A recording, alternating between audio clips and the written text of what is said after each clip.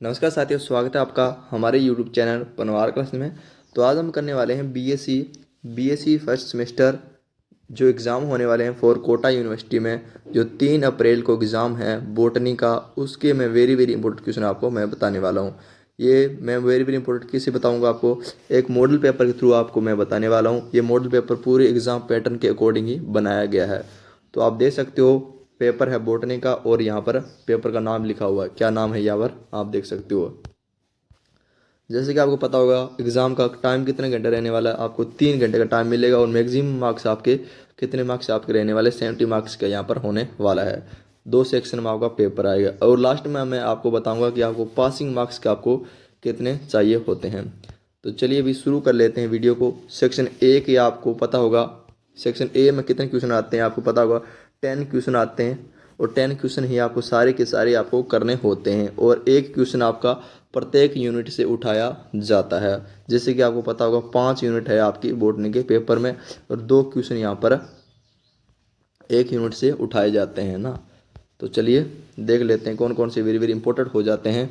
तो सबसे पहला है आर्कियोबैक्टीरिया के प्रकार और उनकी विशेषताएं लिखिए, है ना।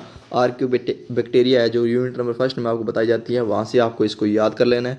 वेरी वेरी इंपॉर्टेंट क्वेश्चन है। सेकंड क्वेश्चन है बैक्टीरियोफेज क्या है जी। बैक्टीरियोफेज क्या है, इसकी संकल्पना और संरचना स्पष्ट कीजिए। ये आपको याद कर लेना है। अगर आपने पूरे सेमेस्टर में कुछ भी नहीं पढ़ा तो ये 3-4 दिनों में इन क्वेश्चनों को अच्छे तरह से याद कर लीजिएगा। आप पेपर में आप बिल्कुल पास हो सकते हो। नॉन स्टॉक का आर्थिक महत्व लिखिए भी। नॉन स्टॉक का आर्थिक महत्व क्या है ये भी आपको याद कर लेना है। क्वेश्चन नंबर 4 है शैवाल का वर्गीकरण किस आधार पर होता है ना। जो एलगी होती है उसकी क्लासिफिकेशन किस बेस पर किया जाता है, ये आपको याद कर लेना है। Question number 4। क्वेश्चन नंबर 5 है जी। क्वेश्चन नंबर 5 है वोल्वॉक्स की जीवन चक्र का वर्णन कीजिए। वोल्वॉक्स के लाइफ साइकिल के बारे में आपको याद कर लेना है। क्वेश्चन नंबर 6 है। क्वेश्चन नंबर 6 में आपको पढ़ना है कवक के पोषण और पुनरुत्पादन की विशेषताएं लिखिए। कवक का पोषण और उसकी पुनरुत्पादन की आपको विशेषताएं लिखनी है, आपको याद रखना है। यानी फंगी में जो रिप्रोडक्शन होता है वो किस प्रकार का होता है, और उसकी न्यूट्रिशन का किस प्रकार होता है, ये आपको याद कर लेना है। क्वेश्चन नंबर 7 है पेनिसिलियम का महत्व लिख समझाइए भी। पेनिसिलियम का क्या महत्व होता है ये आपको याद कर लेना है। Question number 7 very very important है। अगले यूनिट से उठाया गया ब्रायोफाइटा। ब्रायोफाइटा भी एक आपकी यूनिट है जिसमें से आपको ब्रायोफाइटा में पीडी कर्मण की व्याख्या कीजिए, ये आपको ध्यान में रख लेना है, याद कर लेना है। ये देखो ये इंग्लिश में भी बता रखे हैं और हिंदी में ही बता रखे हैं। आप कोई भी मीडियम हो इसे अच्छी तरह से याद कर सकते हो। और लिटल लीफ रोग किस फसल में होता है, ये आपकी यूनिट नंबर 5 आ जाती है, जो जहाँ पर आपको प्लांट डिजीज आपको पढ़ाए जाते हैं उनमें से ये क्वेश्चन है। लिटल लीफ रोग किस फसल में होता है, इसके कारण लिखिए, इसके कारण भी आपको याद कर लेने हैं। और क्वेश्चन नंबर 10 है लाइकेन का सामान्य विवरण लिखिए। यानी लाइकेन के जो सामान्य करेक्टर हैं आपको वो आपको याद कर लेने हैं, जनरल करेक्टर आपको याद कर लेने हैं।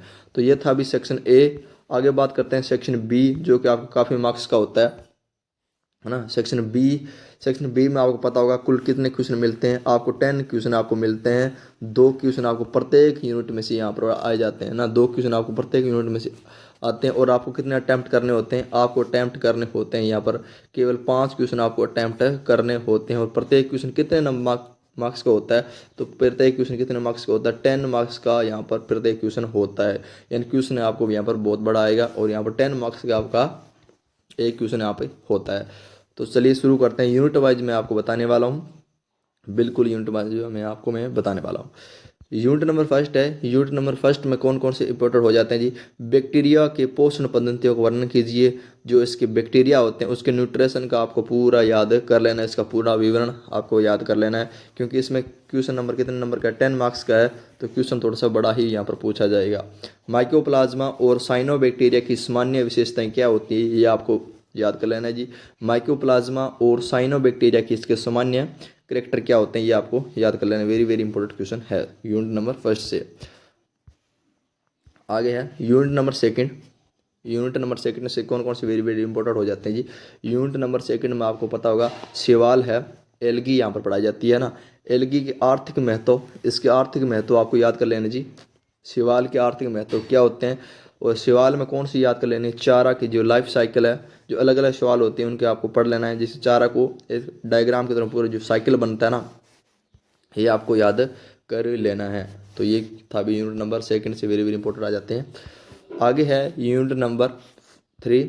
यूनिट नंबर 3 में कौन कौन जाते हैं, एल्कोप्लोस और मिस पंक्ति के अनुसार कवक का वर्गीकरण कीजिए। यहाँ पर कवक का क्लासिफिकेशन यहाँ पर दे रखा है। यहाँ पर 2 साइंटिस्ट के आधार पर इनके आधार पर आपको याद करनी है। अगला है पक्षिनिया की लाइफ साइकिल की व्याख्या कीजिए। भी पक्षिनिया की लाइफ साइकिल की वर्णन कीजिए। ये भी वेरी वेरी इंपॉर्टेंट क्वेश्चन हो जाता है। आगे बात कर लेते हैं यूनिट नंबर 4 की। यूनिट नंबर 4 में भी आपको पता होगा ब्रायोफाइटा है। यहाँ पर ब्रायोफाइटा में आपको पता होगा ब्रायोफाइटा का यहाँ पर क्लासिफिकेशन भी आपको वेरी वेरी इंपॉर्टेंट हो जाता है। ब्रायोफाइटा का भी क्लासिफिकेशन जो वेरी वेरी इंपॉर्टेंट हो जाता है। साथ में आपको पढ़ लेना है ब्रायोफाइटा के आर्थिक महत्व, है ना। आर्थिक महत्व क्या है, आर्थिक महत्व आप जितने भी है ना, वो रिक्शा दे रखा है, मार्केंशिया दे रखा है, ब्रायोफाइटा दे रखा है, उनको सारों को ही देख लीजिएगा आप। आर्थिक महत्व एक बार इकोनॉमिक इंपॉर्टेंट किसी का भी पूछ सकते हैं इसमें। आगे है यूनिट नंबर 5 आज के एक लास्ट यूनिट है जो कि आपको प्लांट डिजीज के बारे में बताती है। ब्लैक रस्ट और रमट रोग में अंतर लिखिए। ये दोनों रोगों को याद कर लेना है। जो प्लांट डिजीज होते हैं इन दोनों रोगों को याद कर लेना है, और भी इसके बीच में डिफरेंट जो होते हैं ये पूछ सकते हैं, या फिर ब्लैक रस्ट के बारे में पूरा विवरण आपको पूछ सकते हैं। एक है तंबाकू मोजेक के रोग का लक्षण व कारण लिखिए। भी तंबाकू मोजेक के जो रोग जो होता है उनके लक्षण लिखने हैं और आपको कारण याद कर लेने हैं। तो ये था भी फॉर कोटा यूनिवर्सिटी के लिए बीएससी फर्स्ट सेमेस्टर के लिए 3 अप्रैल को जो एग्ज़ाम होने वाला बॉटनी का, उसके लिए very very important question model paper था भी। तो इस वीडियो को ज़्यादा से ज़्यादा अपने दोस्तों के साथ शेयर करना है ताकि ये अपने क्वेश्चन देख सकें। बहुत बहुत धन्यवाद। मिलते हैं एक नई वीडियो में, तब तक टेक केयर, ख्याल रखें अपना।